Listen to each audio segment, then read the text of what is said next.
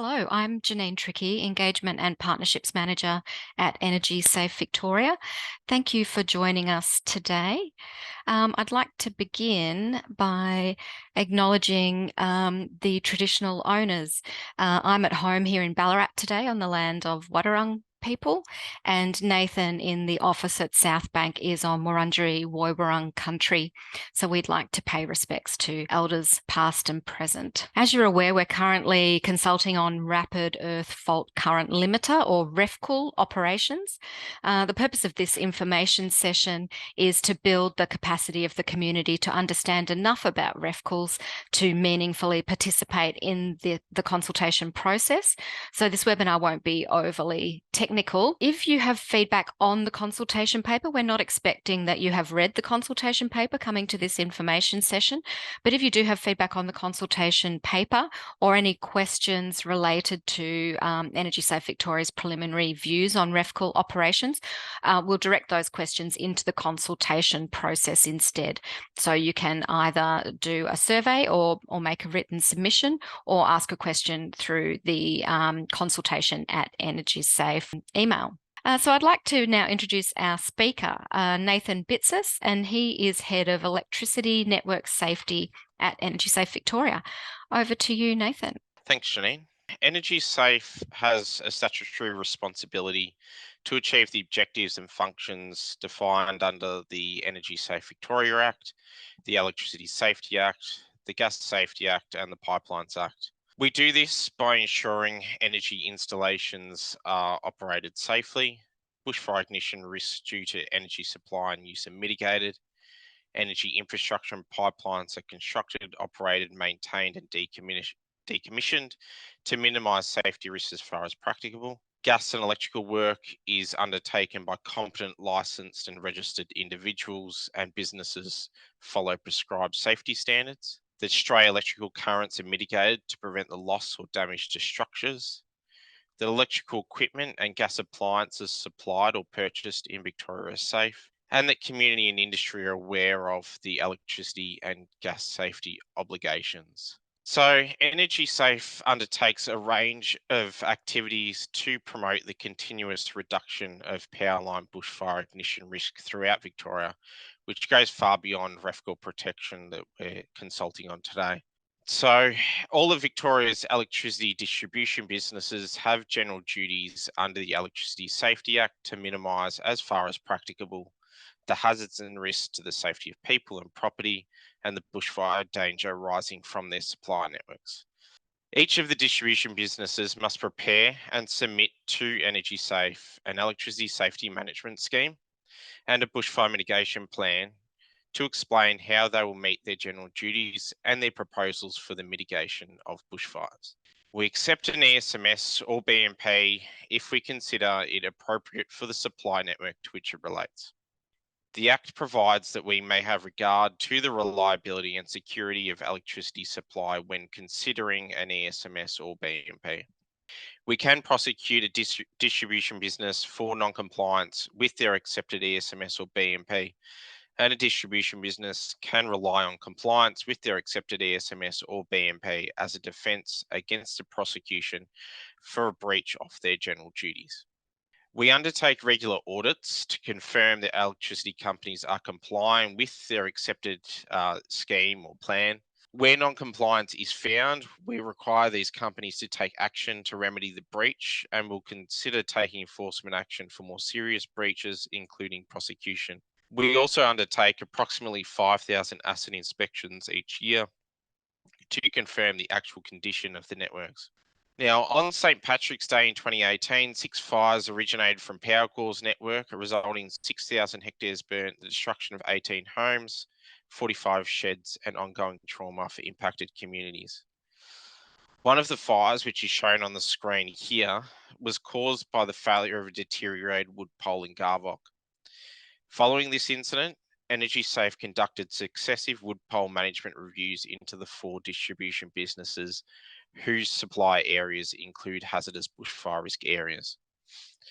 This began in 2019 with Powercor and concluded with the publication of the final report for Jemena in March of this year.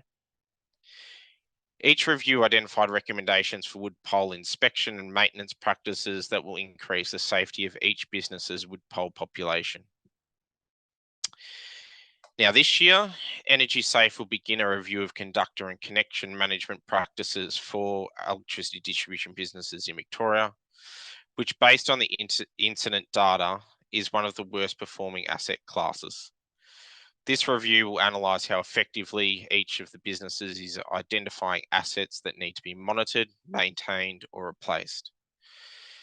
Energy Safe will also review the efficacy of each business's asset condition assessment process, inspection processes, and asset performance monitoring systems.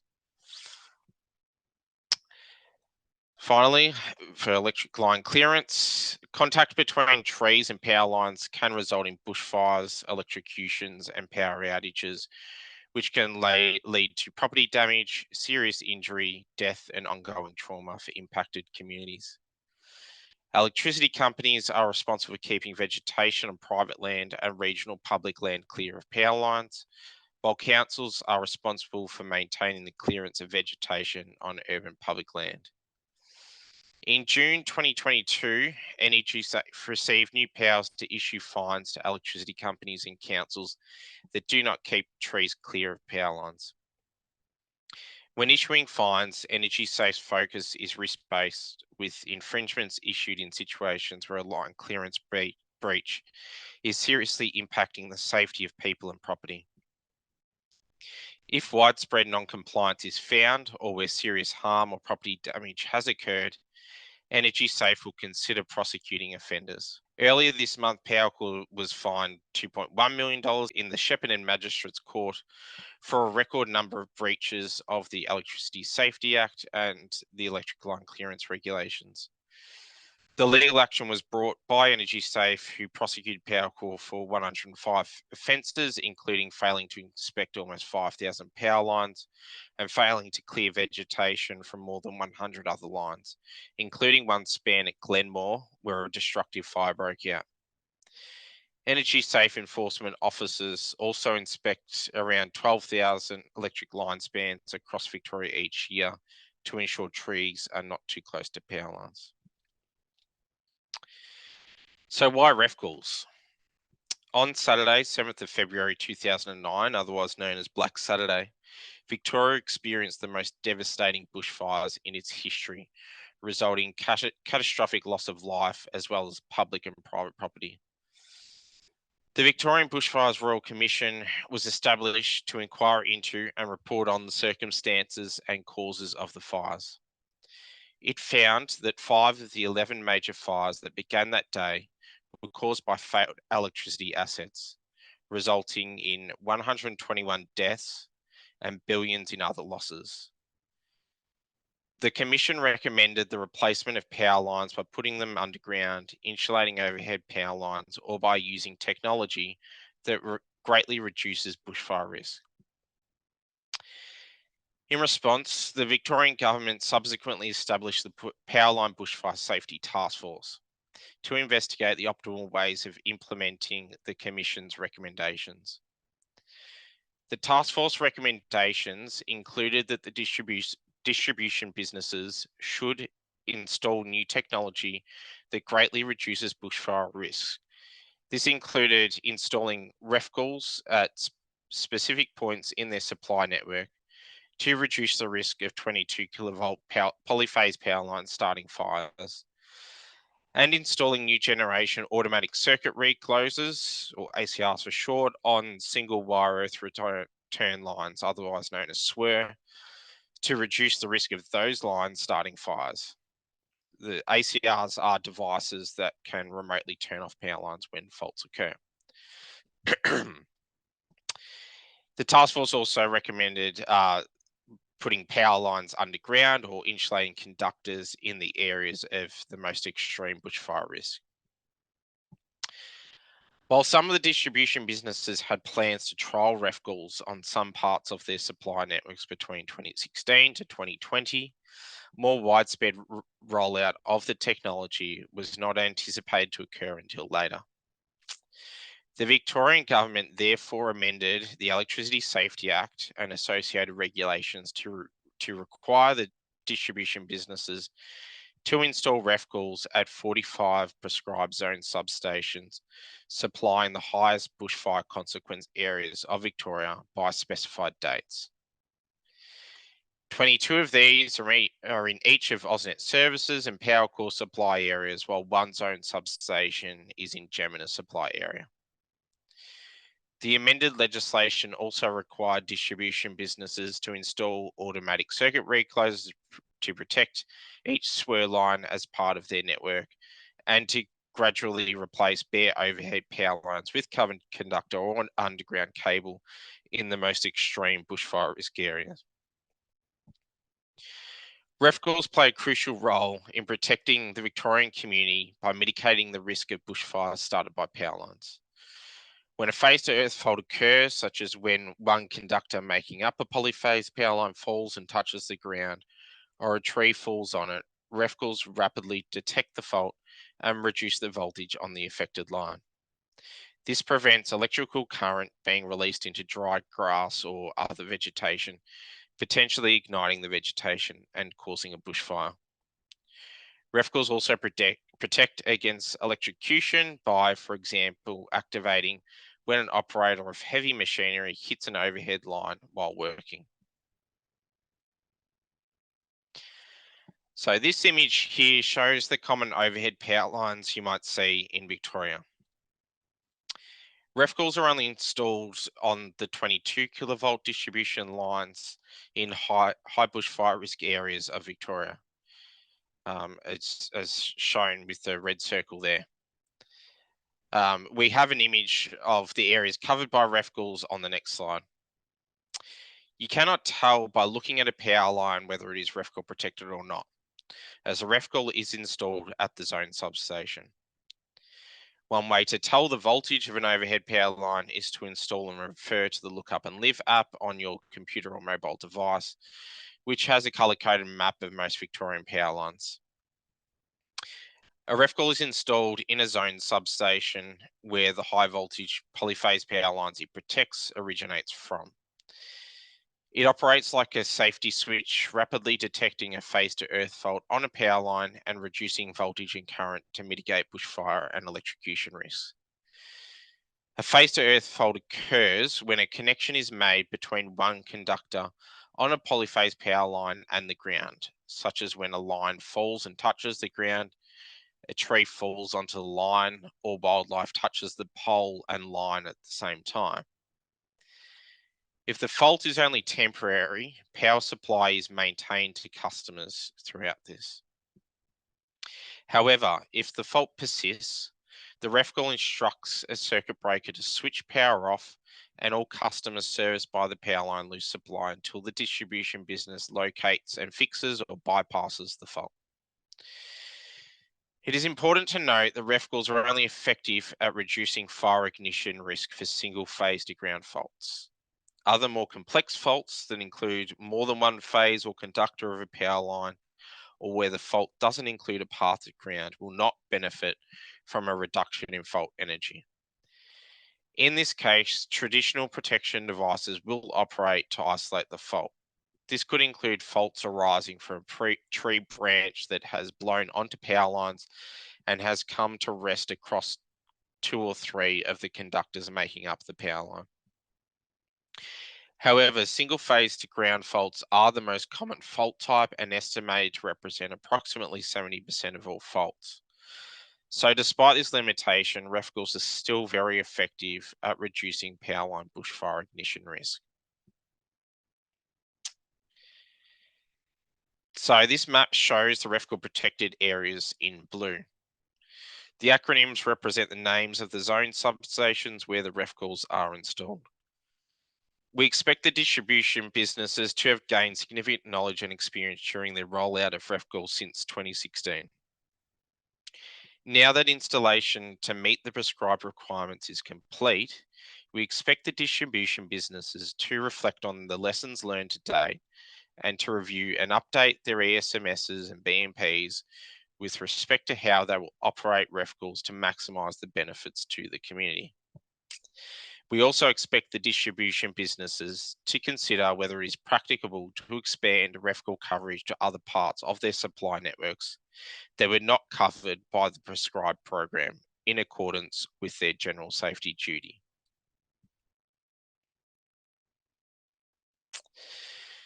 The primary objective of the prescribed requirement for the DBs to install REFCLs was to reduce the likelihood of power lines starting bushfires in the highest bushfire consequence areas of Victoria. Notably, when there is low vegetation moisture content and little air movement, electric arcs can ignite very quickly in 2 to 3 hundredths of a second for relatively high fault currents and a few tenths of a second for relatively low fault currents. REFCLs are designed to detect a fault and reduce the flow of current to near zero quickly enough to prevent the current from starting a fire even in these short timeframes. Over the past 4 bushfire seasons, there have been more than 5,000 reported instances where REFCLs were triggered by earth faults on 22 kilovolt power lines.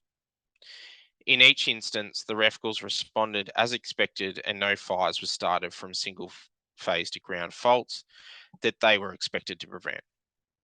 A small number of fires were started from complex faults, which REFCLs are not designed to protect against, as I noted earlier. REFCLs also deliver other safety benefits in the form of a significant reduction in electrocution arc flash risk faced by workers and the community. Electrocution and arc flash can occur when a person or machinery touches a live power line. Over the past 8 years, these incidents across all networks have resulted in 7 deaths and 13 serious injuries, and have mostly involved workers in the farming, transport, and construction industries. If the touched line is on a polyphase power line protected by REFCLs, the fault energy is limited enough to effectively transform a high voltage contact into a low voltage contact. This reduces the likelihood of death or serious injury or allows someone to avoid injury altogether. For example, the 2020 REFCL Functional Performance Review, the report of which is published on our website, identified one instance where workers operating machinery underneath high voltage power lines accidentally and repeatedly made contact with a power line without incident. It was observed that as a result of REFCL operation, no one was injured and no equipment was damaged as would typically be expected when contacting a high voltage power line. Operating REFCLs under various conditions throughout the year is also an effective way of identifying any network weaknesses or defects under lower risk conditions so that they can be fixed before the reliable operation of the system becomes critical. For example, when a REFCL detects a fault, it initially reduces the voltage on the affected line, but increases the voltage on unaffected lines to keep supply on while it determines whether the fault is temporary. This voltage change occurs on all power lines protected by the same REFCL system. If network assets are not strong enough to withstand the increased voltage, there can be an asset failure that causes a second fault. One at the original fault site that triggered REFCL operation and one at the location of the failed asset, which could be anywhere on the REFCL protected network. This is otherwise known as a cross-country fault. By operating REFCLs year-round, we can reduce the risk that cross-country faults occur at times of heightened bushfire risk. While REFCLs provide significant public safety benefits in terms of bushfire mitigation and electrocution risk reduction, there are also supply reliability considerations. Firstly, REFCLs can improve supply reliability. Unlike traditional fault protection devices, a REFCL can avoid unnecessary power outages by safely maintaining supply to customers while it determines whether a fault is temporary. In contrast, traditional protection devices will operate in response to any fault, leading to a power outage to impacted customers, although in most cases these outages are of a short duration. Secondly, REFCLs can also deteriorate supply reliability. When a fault persists, REFCLs are currently configured to cut the supply to all customers supplied from that power line until the distribution business locates and fixes or bypasses the fault. This is because the line devices installed along these power lines are incompatible with REFCL protection. In contrast, when a fault occurs on a power line with traditional protection, the closest protection device will operate, limiting the supply interruption to only those customers downstream of that device. So, if we imagine a power line that supplies 5,000 customers in total, which is broken up into 5 sections, each supplying 1,000 customers through the installation of 4 line protection devices. If a fault occurs in the last section, we would expect the last line protection device to operate in response to that fault. So only the final 1,000 customers experience a supply interruption. However, if that fault were to occur on a power line with REFCL protection with incompatible line protection devices, those line protection devices will never see the fault. In this case, the REFCL will instruct the circuit breaker that's installed at the substation to open. This in turn interrupts supply to all of the 5,000 customers supplied from that power line.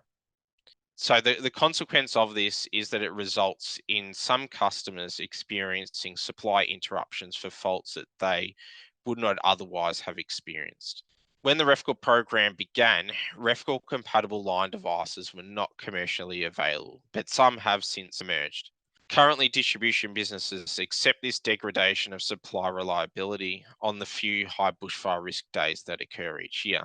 On lower risk days, they bypass REFCL protection to allow greater fault current to flow and for traditional line protection devices to operate. While the risk of bushfire ignition may be negligible at these times, this practice forgoes any risk reduction benefit for contact incidents. So while some of the businesses have begun rolling out REFCL compatible protection devices, Energy Safe is seeking to encourage those businesses to accelerate this program and to really address this underlying cause of the reliability issue. This will enable REFCL protection to remain in service at all times while maximising the safety benefits to the community. It is also currently likely for distribution business to take longer to locate a fault on a REFCL protected network, which means that customers can be without supply for longer periods compared with traditional fault protection devices. This is because of the lack of REFCL compatible devices that indicate where the fault may be located along the line, and the reduced fault energy results in less or no visible damage at the fault site, so it's harder for crews to identify. We note that these adverse supply reliability impacts have been most acute on a small number of power lines that typically had poor reliability prior to the implementation of REFCLs. This is primarily due to their network configuration and environmental factors, such as power lines with limited switching capability that run through forested areas.